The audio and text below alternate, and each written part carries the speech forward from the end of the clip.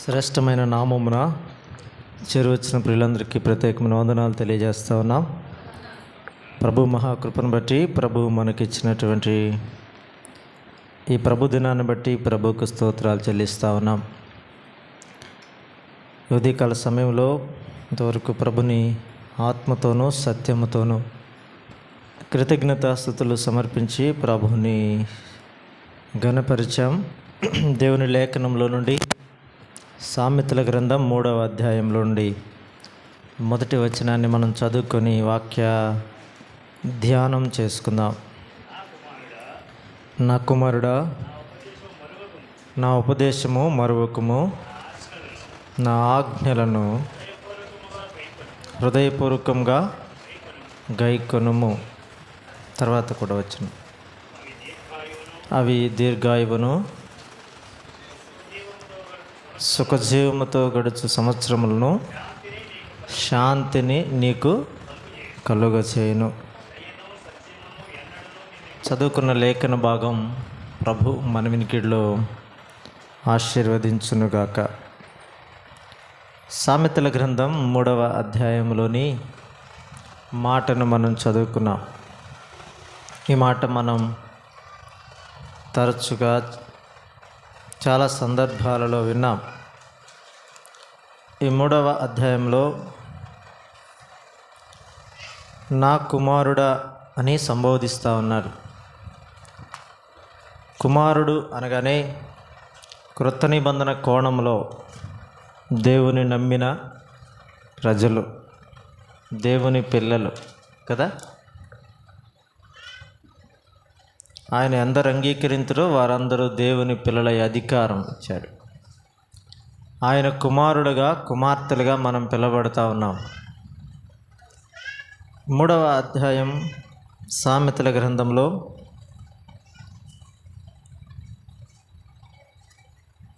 ఒక మాట మనం ఆలోచన చేస్తూ ఉన్నాం. 3వ లైన్లో సుఖజీవముతో గడుచు సంవత్సరములు, శాంతి నీకు కలుగజేయును అనే మాట. ఈ లోకంలో జీవిస్తున్న మనకు సుఖజీవం, సుఖంగా జీవించాలి అనే ఆశ లేని వారు ఎవరు ఉండరు. ప్రతి మనుష్యుడు కూడా మనం సుఖంగా ఉండాలి అని కోరుకుంటాడు. ఒక వ్యక్తి సుఖంగా ఉండాలి అంటే ఆ వ్యక్తి ఆరోగ్యపరంగా, ఆర్థిక పరంగా స్థిరుడిగా ఉన్నాడు అనుకోండి, అతను సుఖంగా ఉండవచ్చు. అయితే దేవుని పిల్లలమైన మనం సుఖముగా ఉండాలి అంటే ఆత్మీయ పరంగా కూడా చాలా నిలకడగా, స్థిరంగా ఉండాలి. అప్పుడే మనకు సుఖజీవంతో గడిచే సంవత్సరాలు, శాంతి కలుగుతాయి అనే విషయాన్ని దైవ గ్రంథం సెలవిస్తూ ఉంది. ఒక వ్యక్తి ఆరోగ్యపరంగా బాగలేడనుకోండి, అతనికి నెమ్మది ఉండదు.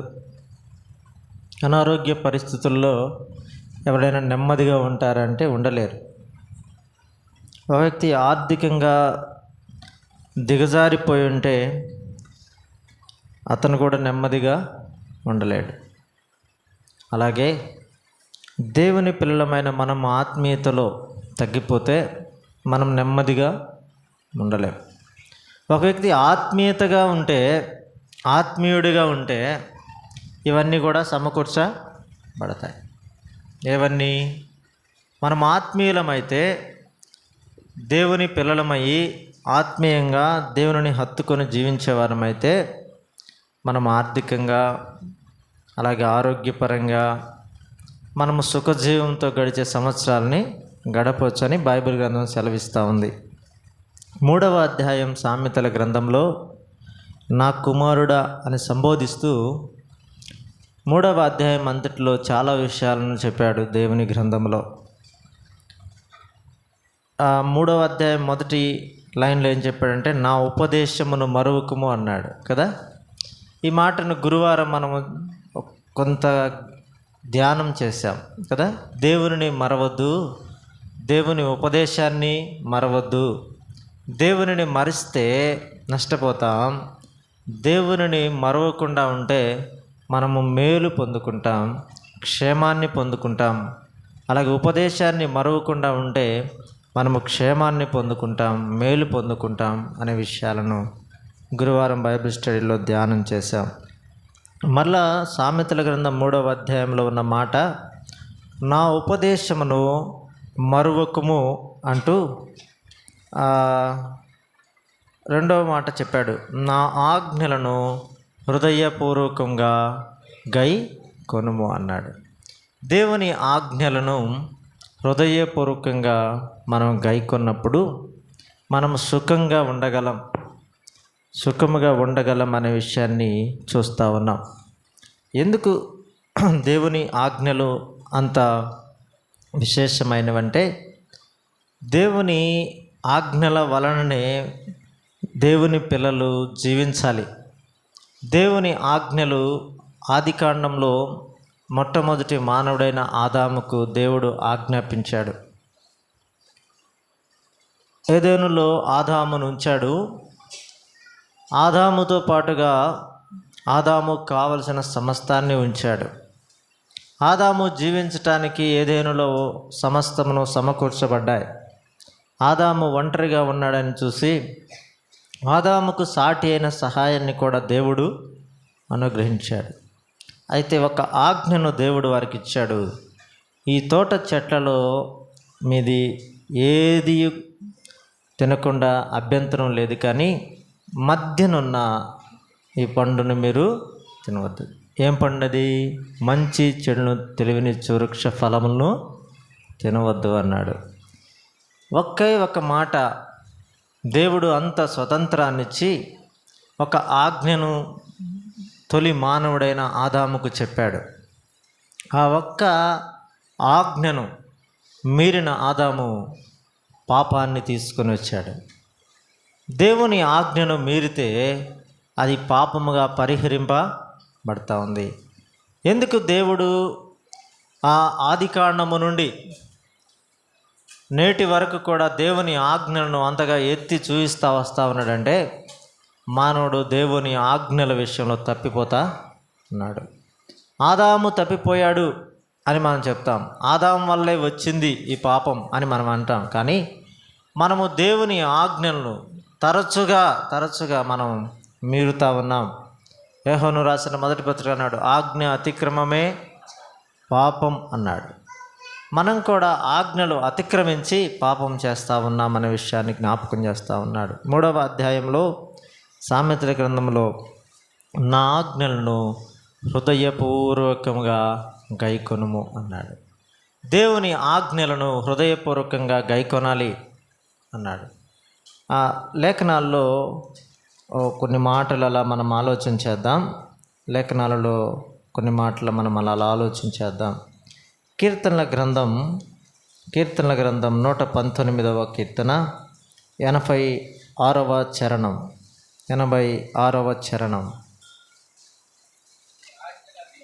నీ ఆజ్ఞలన్నీయు నమ్మదగినవి. ఎందుకు?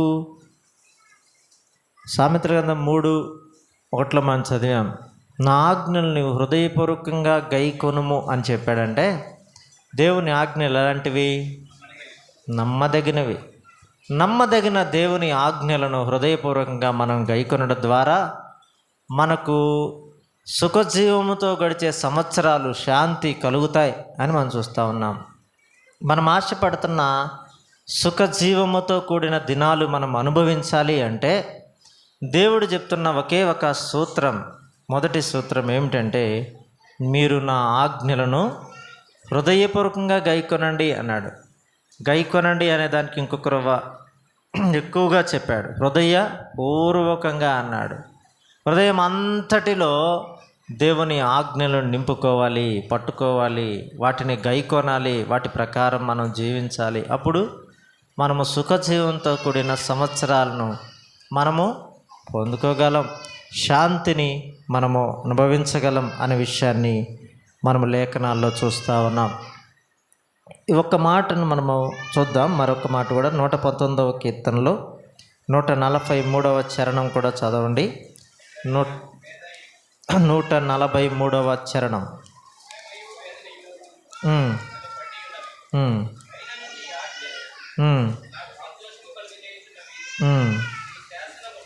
చాలు. అయినను నీ ఆజ్ఞలు నాకు సంతోషము. భక్తుడు చెప్తా ఉన్నాడు, దేవుని ఆజ్ఞలు హృదయపూర్వకంగా గైకుంటే మనకేముందంట? సంతోషం ఉంది. జీవితంలో సంతోషం, సుఖం కావాలని కోరుకునేవారు, దేవుని పిల్లలైన వారు ప్రాముఖ్యంగా దేవుని ఆజ్ఞలను గైకొనండి అనే విషయాన్ని దేవుని గ్రంథం సెలవిస్తూ ఉంది.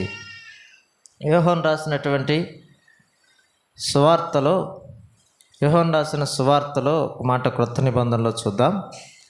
యోహాను సువార్త 15వ అధ్యాయంలో ఒక మాట మనం చూద్దాం.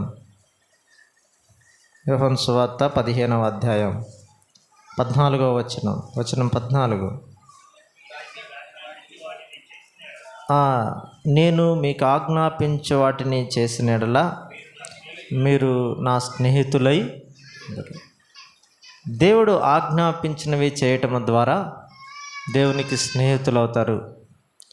ఆది కాండంలో నోవాహు దేవుడు ఆజ్ఞాపించినది యావత్తు చేశాడు కదా, మనం ఆ అధ్యాయాలు చదువుతాం. ఓడ చేయమన్నాడు, జలప్రళయం రాబోతుందని చెప్పాడు. దేవుడు ఆజ్ఞాపించింది యావత్తును నోవాహు చేసెను అనే మాట మనం చదువుతూ ఉంటాం. యావత్తు చేశాడు కనుకనే నోవాహు దేవునికి స్నేహితుడయ్యాడు కదా. జలప్రళయంలో చాలామంది నశించిపోయారు, జలప్రళయంలో చాలామంది మునిగిపోయారు, నశించిపోయారు. అయితే నోవాహు దేవుడు ఆజ్ఞాపించినట్లుగా చేయటం ద్వారా నోవాహుతో పాటు నోవాహు కుటుంబం కూడా రక్షింపబడింది. కొత్త నిబంధనలో అపోస్తల కార్యముల గ్రంథం 17వ అధ్యాయంలో మనం చూస్తాం కదా, దేవుని ఆజ్ఞ ఒకటి ఉంది. ఏంటది? ఆ అజ్ఞాన కాలంలో దేవుడు చూచి చూడనట్టుగా ఉండెను, కానీ ఇప్పుడైతే అంతటను అందరూ మారు మనసు పొందవలనని దేవుడు మనుషులకు ఆజ్ఞాపిస్తూ ఉన్నాడు. ఈ ఆజ్ఞ సర్వలోకానికి ఇవ్వబడిన ప్రధానమైన ఆజ్ఞ. లోకంలో జీవిస్తున్న ప్రతి మానవుడు, ఆయన స్వారూప్యంలో నిర్మించుకున్న ప్రతి మానవుడు, ఆయన పిండముగా రూపించిన ప్రతి మానవుడు, బాల్య దశ నుండి నేటి వరకు ప్రభుని ఎరగని వారు ఎందరున్నారో వారందరి కొరకై దేవుని వాక్యం సెలవిస్తున్న మాట ఏంటంటే, అందరూ అంతటా మారు మనసు పొందాలి. ఇది దేవుని ఆజ్ఞ. ఈ ఆజ్ఞను చాలామంది జ్ఞాపకం చేసుకోవడం లేదు. ఆజ్ఞ అనగానే 10 ఆజ్ఞలు. నరహత్య చేయకూడదు, దొంగిలకూడదు, నీ పొరుగు వారిని ఆశించకూడదు. ఈ 10 ఆజ్ఞలను జ్ఞాపకం చేసుకుంటున్న నేటి దినాల్లో ఒక ప్రధానమైన ఆజ్ఞ ప్రభు అయిన యేసుక్రీస్తు వారు కూడా ఇచ్చాడు. మారు మనసు పొందండి, దేవుని రాజ్యం సమీపించిందని ఆయన ప్రకటించాడు. ఆయన సువార్తకు వచ్చినప్పుడు 33.5 సంవత్సరాలు జీవించిన ప్రభు తన 30వ ఏట దేవుని రాజ్య సువార్తను ప్రకటిస్తూ ఆయన మారు మనసు పొందండి అనే విషయాన్ని ఆయన నొక్కి వక్కాణించాడు. 17వ అధ్యాయం అపోస్తల కార్యముల గ్రంథంలో మనం చదివినట్లుగా అందరూ అంతటా మారు మనసు పొందాలి. ఈ మాట నేను ఆలోచన చేస్తూ ఉన్నప్పుడు అందరూ అంతటా మారు మనసు పొందాలి అంటే ఈ విషయం ప్రభుని ఎరగని వారికి అలాగే ప్రభుని ఎరిగిన వారికి ఇద్దరికి సంబంధించిన మాటగా మనం చూడవచ్చు. మారు మనసు అనేది నిత్యము జరుగుతుండవలసిన కార్యమే. ఒక వ్యక్తి లోకంలో జీవిస్తుంటుండగా ఈ మలినమైన లోకంలో మనకు అంటుతున్న మాలిన్యాన్ని కడుక్కుంటూ ప్రభు దగ్గర మనల్ని హృదయాలను శుద్ధి చేసుకుంటూ ఏ లోపాలున్నా వాటిని సరి చేసుకుంటూ కదా మనము సాగిపోవడం మన యాత్రా జీవితంలో అది క్రైస్తవులకు తగినది అనే విషయాన్ని జ్ఞాపకం చేస్తూ ఉన్నాం. ఇంకా ప్రభుని ఎరగని వారు ఎవరైనా ఉంటే వారు యేసు ప్రభుని సొంత రక్షణగా అంగీకరించాలి. మారు మనసు పొందని వారికి నిత్య అగ్నిగుండం సిద్ధపరచబడి ఉంది. మారు మనసు పొందని వారికి అది నరకం, యాతనకరమైన స్థలం సిద్ధపరచబడి ఉన్నది. మార్పు లేకుండా జీవిస్తే మనము వెళ్ళవలసిన స్థలం పాతాళం అని బైబిల్ గ్రంథం సెలవిస్తూ ఉంది. అందుకే పాటల రూపంలో కూడా మార్పు చెందవా నీవు, మార్పు చెందవా, నీ మనసును మార్చుకోవా అని పాడుతూ ఉంటాం. మనసు మార్చుకోకపోతే మనం ఏం మార్చుకున్న ప్రయోజనం లేదు. మన వస్త్రధారణ మార్చుకున్నాం కానీ మనస్సు మారలేదు కదా. మన కొంత నడవడిక మారినట్టు కనబడతా ఉంది కానీ మనస్సు మారలేదు. కొంతమంది తాగుడును మానేరు కానీ వారి పాప జీవితాన్ని వదిలిపెట్టలేదు. ఇలా మనం ఎన్నో చెప్పుకోవచ్చు. నేను మంచివానిగా మారాను అంటే కొందరు కొన్ని దినాల పాటు ఏమీ ముట్టకుండా నిష్టగా జీవిస్తూ ఉంటారు. అది వారి మనసు మారినట్టు కాదు కానీ ఆ కొద్ది దినాలు వారిని వారు మార్చుకున్నారు అంతే. తర్వాత ఆ దినాలు అయిపోగానే వారు మరలా పాత జీవితానికి, పాత స్వభావానికి వారు వెళ్ళిపోతూ ఉన్నారు. దేవుని వాక్యం సెలవిస్తూ ఉంది, మారు మనస్సు పొందాలి, అందరూ మారు మనస్సు పొందాలి, అంతటా మారు మనస్సు పొందాలి అని దేవుడు మనుషులకు ఆజ్ఞాపిస్తూ ఉన్నాడు. సామెతల గ్రంథం 3వ అధ్యాయం 2వ వచనం చదివినట్లుగా హృదయపూర్వకంగా దేవుని ఆజ్ఞలను గైకొనండి. మరొక మాట చూద్దాం. యోహాను రాసిన మొదటి పత్రిక లేక యోహాను సువార్తలో మరొక మాట చూద్దాం. చూడు 13వ అధ్యాయంలో 13:34 మీరు ఒకరినొకరు ప్రేమింపవలనని మీకు క్రొత్త ఆజ్ఞ ఇచ్చుచున్నాను. నేను మిమ్మల్ని ప్రేమించినట్టే మీరును ఒకరినొకరు ప్రేమింపవలెను. దేవుడిచ్చిన క్రొత్త ఆజ్ఞ ఏమిటి? ఒకరినొకరు ప్రేమించాలి. నా కుమారుడా, నువ్వు నీ హృదయపూర్వకంగా నా ఆజ్ఞలను గైకొనము అంటే మారు మనసు పొందాలి. ఇక్కడ మనం చెప్తున్న మాట ప్రకారంగా ఒకరినొకరు ప్రేమించాలి. ప్రభు చెప్పాడు, నేను మిమ్మల్ని ప్రేమించినట్లుగా అన్నాడు. ప్రభు ఎలా ప్రేమించాడు ప్రభు? యెషయా గ్రంథం 53వ అధ్యాయంలో ఆరాధనలో అన్న జ్ఞాపకం చేసినట్లుగా ఆయన దెబ్బలు పొందుతూ ఉన్నాడు, మౌనంగా ఉన్నాడు. ఆయన గాయపరచబడతా ఉన్నాడు, ఆయన మౌనంగా ఉన్నాడు. ఆయన మనల్ని ప్రేమించాడు కనుక ఆయన ప్రేమను వ్యక్తపరచడానికి రోమీయులకు రాసిన పత్రికలో మనం చదువుతాం కదా. ఆయన ప్రేమను ఎలా రుజువు చేశాడు, వెల్లడిపరిచాడు అంటే తన ప్రాణాన్ని ఇచ్చాడు. ఆయన మనల్ని ప్రేమించినట్లుగా మనం ఇతరులను ప్రేమించాలి అనే విషయాన్ని మనకు తెలుసు కదా. తెలిసిన ఈ ఆజ్ఞని ఎన్నిసార్లు మనం మీరాం, ఎన్నిసార్లు మర్చిపోయాం, ఎన్నిసార్లు విడిచిపెట్టాం. దేవుని ఆజ్ఞను మీరితే దేవుడు నొచ్చుకుంటాడు. దేవుని ఆజ్ఞను పాటిస్తే సుఖజీవం, శాంతి నీకు కలుగుతుంది. వివరణ ఇంకా అక్కర్లేదు అనుకుంటా ఉన్నాను.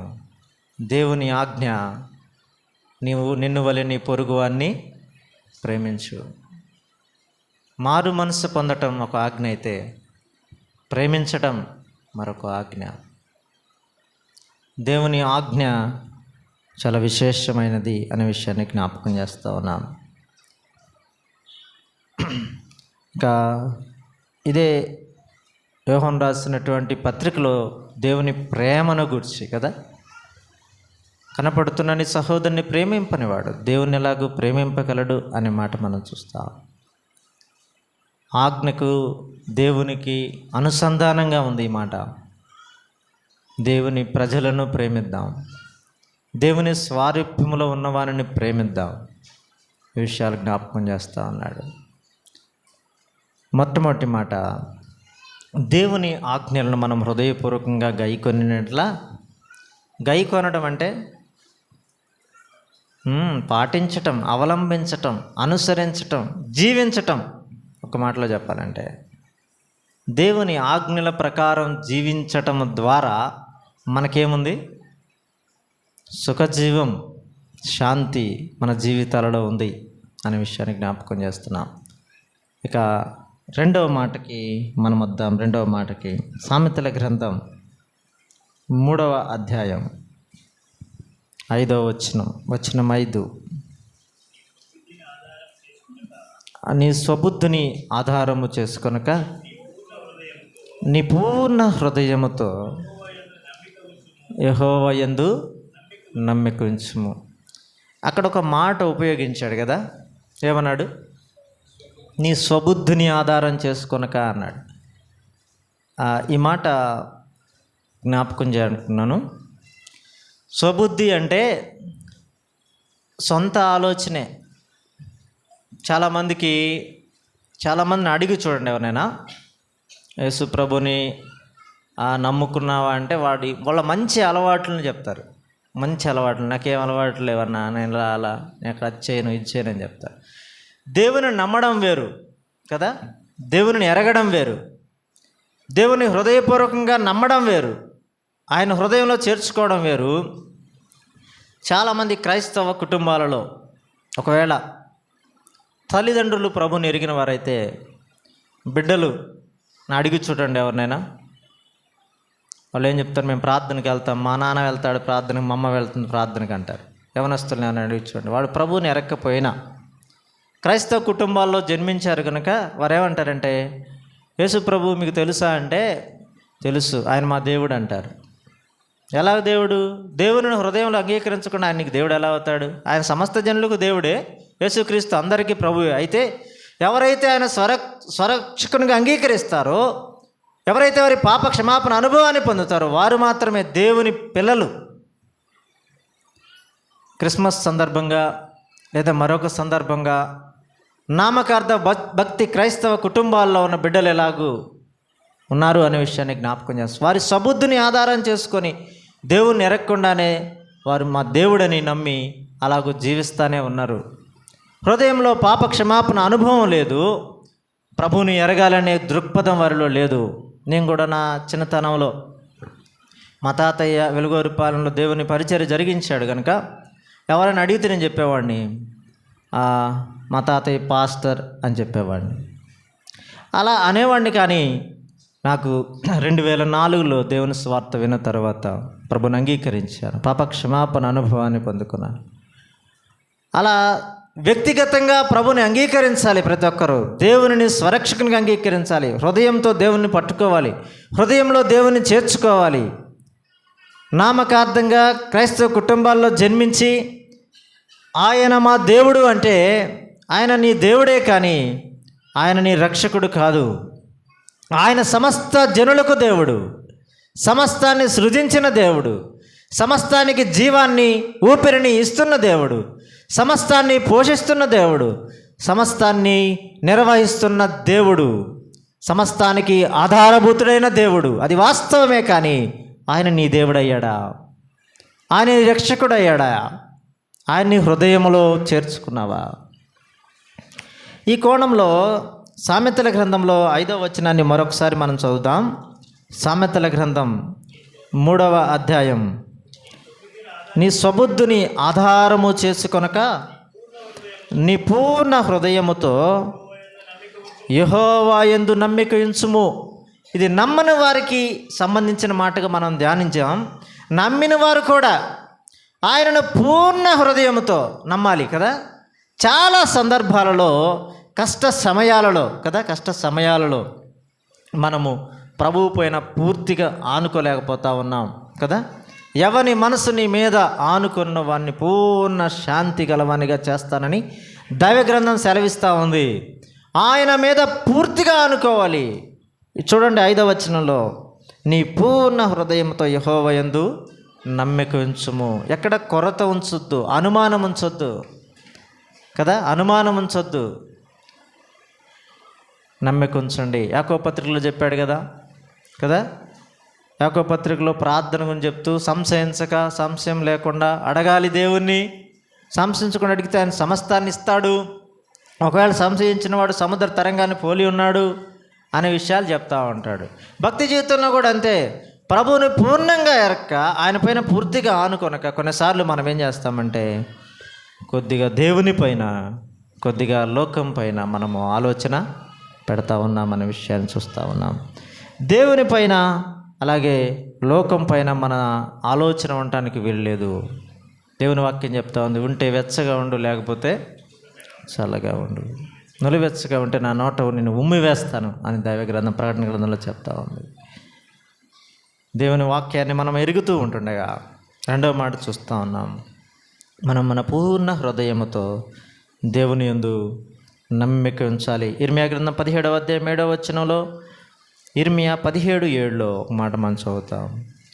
ఇర్మియా గ్రంథం 17వ అధ్యాయం 7వ వచనం 7, యెహోవాను నమ్ముకున్నవాడు ధన్యుడు. చాలన్నా, యెహోవాను నమ్ముకున్నవాడు ధన్యుడు. నీవు సుఖజీవంతో గడిచే నీ సంవత్సరాలు శాంతి కలగాలంటే ఎల్లవేళలా ఆయన మీద నీ నమ్మకాన్ని కోల్పోకూడదు. కీర్తన గ్రంథం బైబిల్ అంతట్లో మధ్య వచనాల్లో 117 చెప్తారు కదా, రాజులను నమ్ముకున్నట్టు కంటే యెహోవాను ఆశ్రయించుట మేలు కదా. రాజులను నమ్ముకున్నట్టు కంటే యెహోవాను మనుషులను నమ్ముకున్నట్టు కంటే యెహోవాను ఆశ్రయించుట మేలు. మనం ఎవరు నమ్ముతామో వారి ద్వారా మనం గాయపరచబడతాం. యేసు ప్రభుల వారిని నమ్మి చూడండి, దేవుని నమ్మి చూడండి. మన కార్యాలను సఫలం చేసే దేవుని వైపు మీ కనులెత్తి చూడండి. కీర్తన గ్రంథం చెప్తాడు కదా, నాకు సహాయం ఎక్కడి నుండి వచ్చును, యెహోవా వలనే నాకు సహాయము కలుగును. కొండల తట్టు నా కనులెత్తుచున్నాను అంటాడు కదా. దేవుని వైపు మన కనులెత్తినప్పుడు, దేవుని పైన మనం ఆనుకున్నప్పుడు, పూర్ణ హృదయంతో ప్రభువుని మనం నమ్మినప్పుడు ప్రభు తన కార్యాలను జరిగిస్తాడు. ఇది వాస్తవం అనే విషయాన్ని జ్ఞాపకం చేస్తా ఉన్నాను. 2 మాటలు చూసాం. ఒకటి, దేవుని ఆజ్ఞలను గైకొనటం ద్వారా మనకు శాంతి సుఖజీవంతో కూడిన దినాలు మనం గడుపుతాం. రెండవది, ప్రభువుని హృదయపూర్వకంగా నమ్మటం ద్వారా మనము సుఖజీవంతో గడిచిన సంవత్సరాలను గడుపుతాం అనే విషయాల్ని చూస్తూ ఉన్నాం. ఇంకా వచనాలు చాలా ఉన్నాయి. దేవుని ఎరగటంలో, దేవుని నమ్ముకోవడంలో ఉన్నటువంటి విశేషమైన విషయాలు ఉన్నాయి. అయితే వాటిని ధ్యానించట్లేదు. కానీ మరొక మాటని మనం చూద్దాం. చూడండి, మరొక మాట మనం చూద్దాం. సామెతల గ్రంథం 3వ అధ్యాయం 6వ వచనం, 3:6, నీ ప్రవర్తన అంతటి యందు ఆయన అధికారమునకు ఒప్పుకొనుము, అప్పుడు ఆయన నీ త్రోవలను సరళము చేయను కదా. దేవుని ఎదుట మన ప్రవర్తన కదా, దేవుని ఎదుట మన ప్రవర్తన సరిగా ఉండాలి. మన ప్రవర్తన అంతటి యందు ఆయన అధికారాన్ని ఒప్పుకోవాలి. ఆయన అధికారానికి మనల్ని మనం అప్పగించుకున్నప్పుడు ఆయన సమస్తాన్ని జరిగిస్తాడు. సరళం చేస్తాను అన్నాడు ప్రవర్తన విషయంలో కదా. ప్రవర్తన విషయంలో ప్రభువుకి మనం అప్పగించుకోవాలి.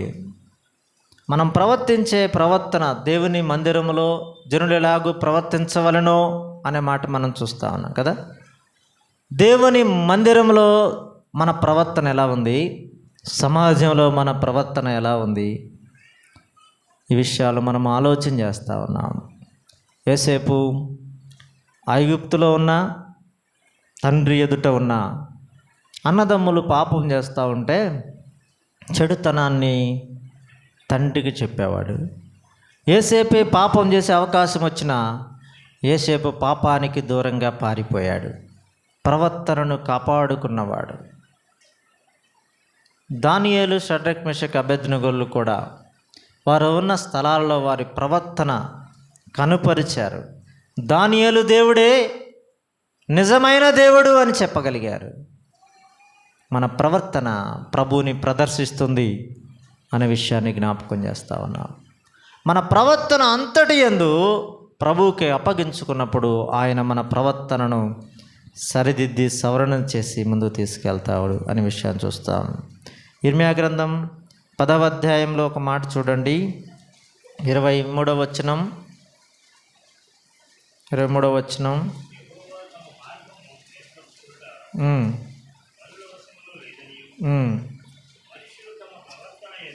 మనుషుడు తన ప్రవర్తన యందు సన్మార్గమున ప్రవర్తించుట వారి వశ్యములో లేదు. ఈ మాట చూడండి కదా, వారి వశ్యంలో లేదు. మనుషుడు తన ప్రవర్తన సన్మార్గం నడవడం మరి వశంలో లేదు. కానీ దేవునికి అప్పగించుకుంటే దేవుడు సమస్తాన్ని సరళం చేస్తాడు. ప్రభువుకి అసాధ్యమైంది ఏమైనా ఉందా? అసాధ్యమైంది ఏం లేదు. అది నీకు అసాధ్యంగా కనబడవచ్చు. ఆ వచనంలో కింద మాట చెప్పాడు, సామెతల గ్రంథం 3వ అధ్యాయంలో మనం చదివిన మాటలో, ఆయన నీ త్రోవలను సరళం చేయను. నీ త్రోవలో ఆటంకాలు ఉన్నాయి, నీ ప్రవర్తన పాడైపోవడానికి కొన్ని ఆటంకాలు ఉన్నాయి నీ ఎదుటగా. సంసోను పాడైపోవడానికి కొన్ని కారణాలు ఉన్నాయి, దావీదు పాడైపోవడానికి కొన్ని కారణాలు ఉన్నాయి కదా. సమూయేలు లేక సొలొమోను పాడైపోవడానికి కొన్ని కారణాలు ఉన్నాయి. కానీ దేవునికి అప్పగించుకున్నప్పుడు ఆయన వారి ప్రవర్తనను కాపాడుతాడు. ఈ విషయాన్ని జ్ఞాపకం చేస్తా ఉన్నాం. మన ప్రవర్తనను ప్రభువుకి అప్పగించుకున్నప్పుడు మన జీవితం ఎలా ఉంటుందంటే సుఖంగా, శాంతిగా, నెమ్మదిగా ఉంటుంది అనే విషయాన్ని జ్ఞాపకం చేస్తూ ఉన్నాం. 3వ మాట చెప్పాం, మన ప్రవర్తన అంతటి యందు ప్రభు యొక్క అధికారానికి అప్పగించుకోవాలి. మరొక మాట, సామెతల గ్రంథం, యోబు గ్రంథంలో కూడా ఆ మాటకు అనుగుణంగా ఒక మాట చూడండి. 13:5 యోబు గ్రంథం.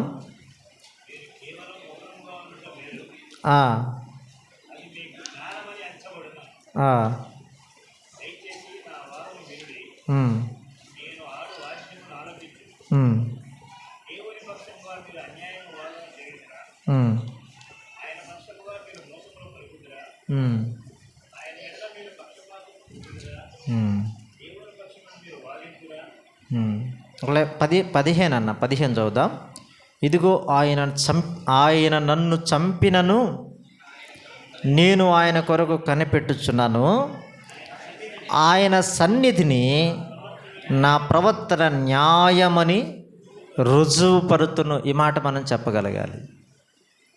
యోబు భక్తుడు చెప్తాడు, ఇదిగో ఆయన నన్ను చంపినను నేను ఆయన కొరకు కనిపెట్టుచున్నాను, ఆయన సన్నిధిని నా ప్రవర్తన న్యాయమని రుజువుపరుతును. ఆయన సన్నిధిలో నా ప్రవర్తన న్యాయం అని రుజువుపరుస్తానంటున్నాడు. దేవుని గ్రంథం మన ఎదుట ఉంచబడింది. మనం ఎలా ప్రవర్తించాలో, మందిరంలో దేవునిని ఎలా సేవించాలో, ఎలా ప్రవర్తించాలో, ప్రభువుకు తగినట్లుగా ఎలా ప్రవర్తించాలి కదా. దేవుని వాక్యం సెలవిస్తూ ఉంటుండగా మన ప్రవర్తన అంతటి యందు ప్రభు అధికారానికి అప్పగించుకుందాం అనే విషయాన్ని జ్ఞాపకం చేస్తున్నాం. సామెతల గ్రంథం 3వ అధ్యాయం 7వ వచనం 7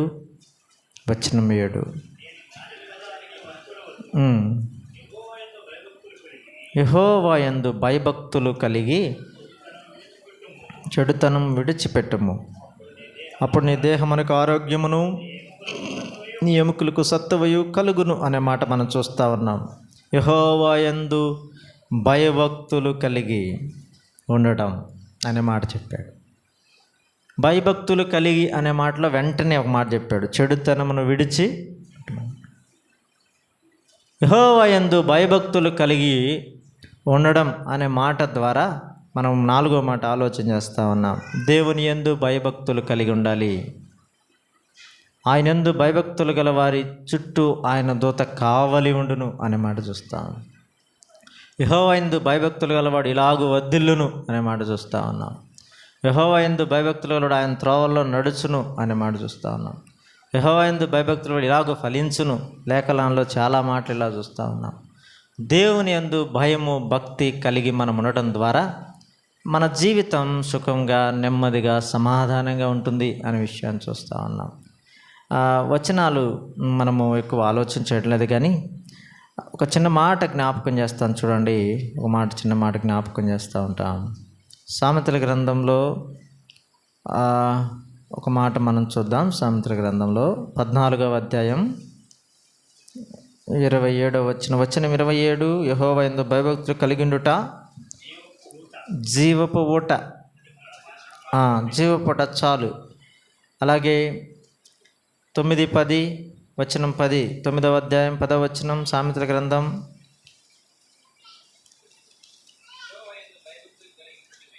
ఉండటమే జ్ఞానం మూలం. దేవుని యందు భయభక్తులు కలిగి ఉంటే జ్ఞానం వస్తుంది. నేను జ్ఞానిని కదా నీవు అనుకొనవద్దు, యెహోవా యందు భయభక్తులు నిలుపు, నీవు జ్ఞానిగా పిలువబడతావు. జ్ఞాని అయిన సొలొమోను దేవుణ్ణి అడిగాడు, కానీ తన జ్ఞానం నుండి, దేవుడిచ్చిన జ్ఞానాన్ని నుండి ఎలా ఉపయోగించుకున్నాడు అంటే, తను చివరి దినాలలో కదా సొలొమోను అన్య స్త్రీలను వివాహం చేసుకున్నాడు, వారికి బలిపీఠాలను కట్టించాడు. దేవుడిచ్చే జ్ఞానం అది స్థిరమైంది, అది మన సత్యంలోనికి, సర్వసత్యంలోనికి నడిపిస్తూ ఉంది. అసలు జ్ఞానమే ప్రభు అయిన యేసుక్రీస్తు వారు. ఈ మాటలు మనం చూస్తూ ఉన్నాం. దేవుని వాక్యం చెప్తూ ఉంటుంది యోబు పత్రికలో, మీలో ఎవరికైనా జ్ఞానం కొదువుగా ఉన్నట్ల దేవుణ్ణి అడగవలను. జ్ఞానం కొదువుగా ఉంటే ఈ లోకంలో ఏ మానవుడు కూడా పరిపూర్ణుడు కాదు, ప్రభువుని అడిగి పొందుకోవాల్సిన వాడే అనే విషయాన్ని చూస్తూ ఉన్నాం. మరొక మాట చూద్దాం. ప్రసంగి గ్రంథం 12వ అధ్యాయం 13వ వచనం. ప్రసంగి 12:13 సొలొమోను చెప్తున్న మాట. అది కూడా ఇదంతయు వినిన తర్వాత తేలిన ఫలితార్థం ఇదే, దేవుని యందు భయభక్తులు కలిగి ఉండి ఆయన కట్టడలు అనుసరించి, ఆ మాట అంటాడు కదా. ఆయన ఒకే ఒక మాట చివరిగా చెప్తా ఉన్న మాట ఏంటంటే, ఇదంతయో వినిన తర్వాత తేలిన ఫలితార్థం ఇదే, దేవుని యందు భయభక్తులు కలిగి ఉండి ఆయన కట్టడలను అనుసరించి నడుచుచుండ వలెను, మానవ కోటికి ఇదియే విధి అన్నాడు. దేవుని యందు భయభక్తులు కలిగి ఉండడం అనేది మానవులకు విధింపబడిన ఆజ్ఞ. అంతే, ఆ మాట ప్రకారం మానవ కోటికి ఇదియే విధి అంటే తప్పనిసరి అని. భయభక్తులు అనేది చాలా సులభంగా ఆలోచన చేస్తాం మనం కదా. దేవుని మీద చాలామందికి భయం ఉంది, కానీ భక్తి జీవితంలో చాలామంది వెనకబడిపోయి ఉన్నారు.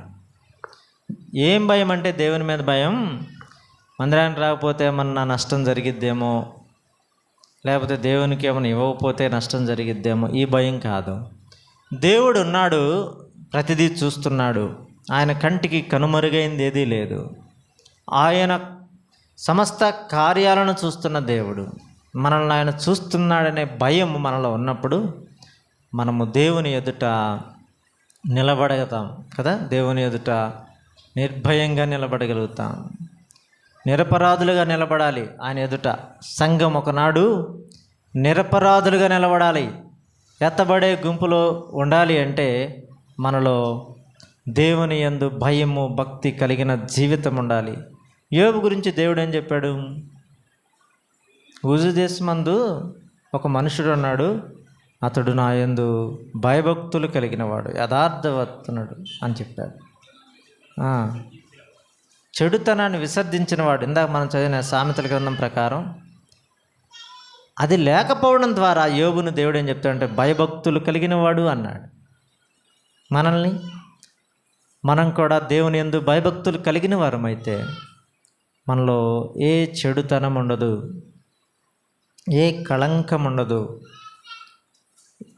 ఏ దురాలోచన ఉండదు, ఏ యొక్క అవిధేయత ఉండదు.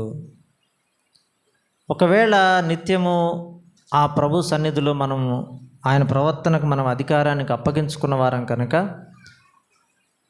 భయభక్తులు కలిగిన జీవితాన్ని అలవరుచుకొని ముందుకు సాగుతుంటుండగా, యెహోవా యందు భయభక్తుల వారి చుట్టూ ఆయన దూత కావలుండు, ఆయన వారికి తోడుగా ఉండి నడిపిస్తాడన్నాడు కదా. ఆనాడు యోసేపుకు తోడై ఉన్న దేవుడు, దానియేలు, షడ్రక్, మెషకులు, అబేద్నెగోలకు తోడై ఉన్న దేవుడు మనకు తోడుగా ఉండి మనల్ని నడిపిస్తాడు. సుఖజీవంతో గడిచే దినాలతో మనల్ని ఆయన నింపుతాడనే విషయాన్ని జ్ఞాపకం చేస్తూ ఉన్నాం. ఇక ఎక్కువ విషయాలు ఆ విషయాన్ని చెప్పడం లేదు, కానీ ఒక మాట చూడండి. 8వ అధ్యాయం 13వ వచనం, కీర్తనల గ్రంథం 8:13 ఒక మాట చెప్పి మరొక విషయానికి వెళ్దాం. కీర్తనల గ్రంథం 8:13.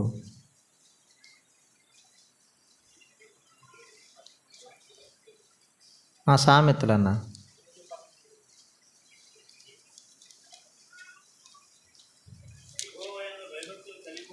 యెహోవా యందు భయభక్తులు కలిగి ఉండుట చెడుతనమును అసహ్యించుకొనుటయే. భయభక్తులు అంటే ఏమిటి అంటే ఒక వరవచనం చెప్పాడు, చెడుతనాన్ని అసహించుకోవాలి అన్నాడు. చెడుతనాన్ని విసర్జించాలి, అసహించుకోవాలి, అది మనది కాదు అని అలాంటి భావన మన హృదయాల్లో ఉన్నప్పుడు మనము దేవుని యందు భయభక్తులు కలిగిన వారం అనే విషయాన్ని చూస్తూ ఉన్నాం. మరొక మాట, 4 విషయాలు చెప్పాను ఇప్పుడు. మొట్టమొదటి మాట, నా కుమారుడా నా ఆజ్ఞలను హృదయపూర్వకంగా గైకొను. ఆజ్ఞలను హృదయపూర్వకంగా గైకొన్న వారు ఎలా ఉంటారు? మౌనంగా ఉంటారా? వారి జీవితం ఎలా ఉంటుందంటే సుఖ జీవితం అన్నాడు, నెమ్మది అన్నాడు, శాంతి అన్నాడు కదా. రెండో మాట ఏం చెప్పాం? నీ సబుద్ధిని ఆధారం చేసుకొనక నీ హృదయపూర్వకంగా యెహోవా యందు నమ్మిక, దేవుని యందు నమ్మిక ఉంచటం అనే మాట మనం చెప్పాం. దేవుని యందు నమ్మిక ఉంచిన వాడు నిత్యము కదలని సియోను కొండవలే ఉంటాడు, స్థిరుడిగా ఉంటాడు. దేవుని యందు నమ్మిక ఉంచినవాడు, నా దేవుడు ఉన్నాడు. శ్రమ వచ్చినా, బాధ వచ్చినా, ఏదొచ్చినా సరే ఏమన్నాడు? అలాగే ఉన్నాడు కదా, అలాగే ఉన్నాడు. ఒకానొక సందర్భంలో యోబు కూడా 3వ అధ్యాయంలో యోబుకు శ్రమ కలిగినప్పుడు కొంచెం దుఃఖపడ్డాడు. నా కన్నీళ్ళే నాకు ఆహారం అయ్యాయి, ఆహారం బదులుగా నిట్టూర్పులు వచ్చాయి అని బాధపడ్డాడు. దుఃఖం వచ్చింది, వేదన కలిగింది. అయితే యోబు స్థిరుడిగానే ఉన్నాడు. ఎందుకంటే చివరిలో దేవుడు ఏమన్నాడంటే, యోబు మనవి చేస్తే నేను వింటానన్నాడు కదా. యోబు మనవి చేస్తేనే నేను వింటానన్నాడు. యోబుని 2 అంతలుగా దీవించాడు దేవుడు. స్థిరుడిగా ఉంటాడు, యెహోవా యందు నమ్మిక ఉంచిన వాడు స్థిరుడిగా ఉంటాడు. నీవు పూర్ణ హృదయంతో యెహోవా యందు నమ్మిక. సరే, రెండోది. 3వ మాట, నీ ప్రవర్తన అంతటి యందు ఆయన అధికారానికి ఒప్పుకో. మన ప్రవర్తన బాగుండాలి. ప్రవర్తన బాగుంటే కదా, మన నడవడిక బాగుంటే, మనం దురుసుగా ప్రవర్తించాం ఎదుటి వ్యక్తితో, ఆ వ్యక్తితో మనకేమవుతుంది? గొడవ అయింది, అంతటితో పోయిద్ది, అది పోదు. అది మళ్ళీ పెద్దలకి, మళ్ళీ వాళ్ళ ద్వారా సమస్య కదా. సమాజంలో నేడు చిన్నపిల్లల ద్వారా వచ్చిన తగాదులు పెద్ద పెద్దవి చిలికి గాలివానిగా మారిపోయి ఎన్నో కుటుంబాలు విచ్ఛిన్నమైన పరిస్థితులు వచ్చాయి. చిన్న చిన్న విషయాలే కదా, చిన్న విషయాలే. మన ప్రవర్తన బాలే. కొంతమంది తాగి రోడ్ల వెంట వెళ్తా ఒక మాట కొన్ని అన్నారనుకోండి, ఆ సందర్భంలో ఇలా ఎన్నో విషయాలు ప్రవర్తన బాగలేకపోతే నష్టం కలుగుతుంది. తద్వారా ఆ విషయాన్ని చూసాం. 3వ మాట ప్రవర్తన అనే మాట. 4వ మాట ఏం చెప్పాం? యెహోవా యందు భయభక్తులు అనే మాట మనం చూస్తాం. దేవుని యందు భయభక్తులు కలిగి ఉండాలి అనే విషయాన్ని మనం చూస్తాం. ఇంకొక మాట చూద్దాం. సామెతల గ్రంథం 3వ అధ్యాయం, 8వ వచనం. వచనం 8.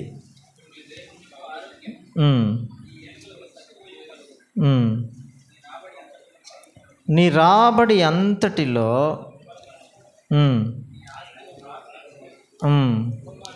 యెహోవాను ఘనపరచుము. పై వచ్చిన చాలా విషయాలు చెప్పిన 9వ వచనంలో ఒక మాట చూస్తాం.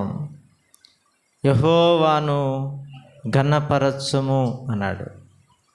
దేవునిని ఘనపరిస్తే మన జీవితాల ద్వారా, దేవునిని ఘనపరచడం ద్వారా మనకేముంది? మన జీవితంలో సుఖము, శాంతి, సమాధానం కలుగుతూ ఉంది. ఎప్పుడు దేవుడు ఘనపరచబడాలా మన జీవితాలలో. మన స్థితి ఏదైనా, పరిస్థితి ఏదైనా ప్రభువు మన ద్వారా ఘనపరచబడాలి, హెచ్చింపబడాలి. ఆయన మహిమ, ఘనత, ప్రభావములకు ఆరోహుడు కదా, ఆయన ఘనత నొందినవాడు. అలాంటి దేవుణ్ణి మనం ఘనపరచాలి. స్తుతియాగమును అర్పించేవాడు నన్ను మహింపరుచున్నాడని దేవుని గ్రంథంలో చెప్పబడతా ఉంది. కృతజ్ఞతాస్తుతులు అర్పించేవాడు నన్ను ఘనపరుచున్నాడు అనే లేఖనాలు చూస్తూ ఉన్నాం. దేవుని ఘనపరచటానికి మనము ఏమో చేయాల్సిన పని లేదు, కానీ మనము ఆయనను ఎల్లవేళలా స్మరించటం, కీర్తించటం, స్తుతించడం, అర్పించటం అన్నాడు. ఇక్కడ 9వ వచనంలో లేక 9వ వచనంలో ఒక మాట చెప్పాడు, నీ రాబడి అంతటిలో ప్రథమ ఫలమును అన్నాడు కదా, నీ ఆస్తిలో భాగమునిచ్చి అన్నాడు. దేవునికి ఇచ్చి అనే విషయాన్ని కూడా చెప్పాడు. ఇక్కడ దేవునికి ఇచ్చి అనే మాట పట్టుకుంటే, ఒకవేళ చాలామంది ఇవ్వడం అనే మాటలో మీటింగ్స్ అప్పుడు చాలామంది గమనించుంటున్నారు, బీప్ మూటలు తీసుకొచ్చేస్తూ ఉంటారు. వాళ్ళ ఉద్దేశం ఏంటి చెప్పు? దేవునికి ఇవ్వడం ద్వారా వారు 2 దీవెనకు పాత్రలు అవుతారని. వాస్తవమే కదా, దేవుడు ఇస్తాడు. మలాకీ గ్రంథంలో ఏం చెప్పాడు? మీరు గుప్పెలు విప్పితే నాకు ఆకాశం నుండి ఏం చూది, దేవుడు మనం గుప్పెలు విప్పితే ఆకాశం నుండి మనకు సమృద్ధిగా ఇస్తానన్నాడు, పట్టజాలనంత విస్తారంగా ఇస్తానంటున్నాడు. ఇది వాస్తవమే. కానీ మనం చెప్పుకున్న మొట్టమొదటి ఆజ్ఞను పాటించినప్పుడు మాత్రమే ఇది నా జీవితంలో అది సక్రంగా ఉంటుంది అనే విషయాన్ని జ్ఞాపకం చేస్తూ ఉన్నాం.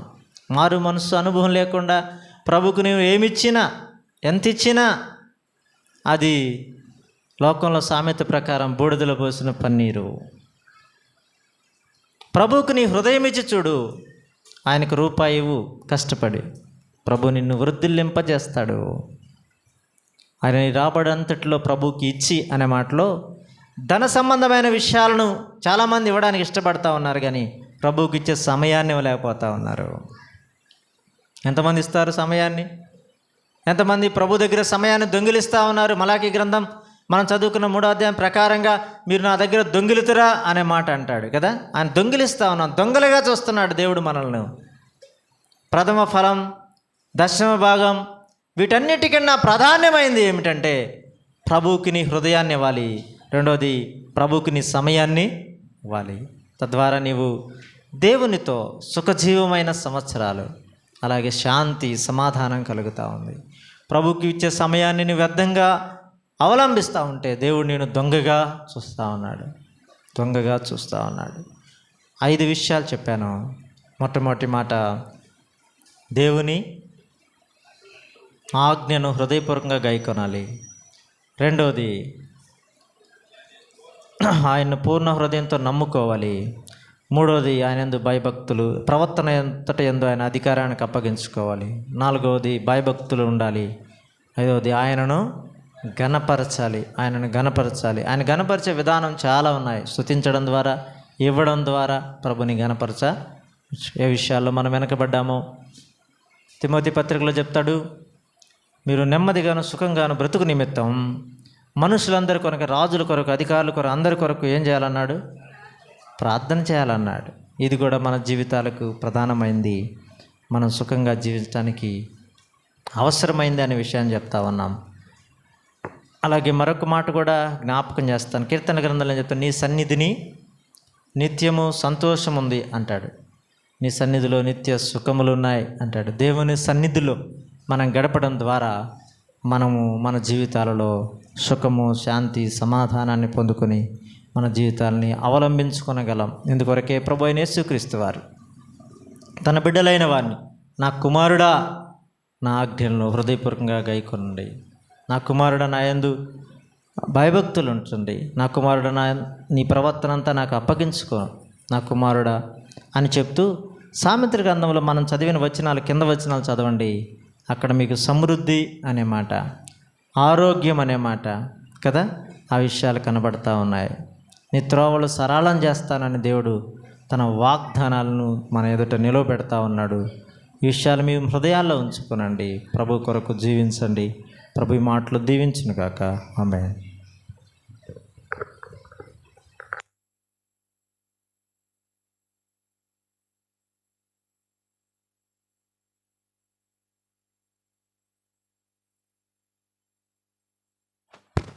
ప్రియులారా, ఇంతవరకు మన ప్రియ సహోదరుని ద్వారా సామెతల గ్రంథంలో 3వ అధ్యాయంలోని సంగతులు మనం చదువుకున్నాం. మరలా వివరించాల్సిన పని లేదు, అందులోనే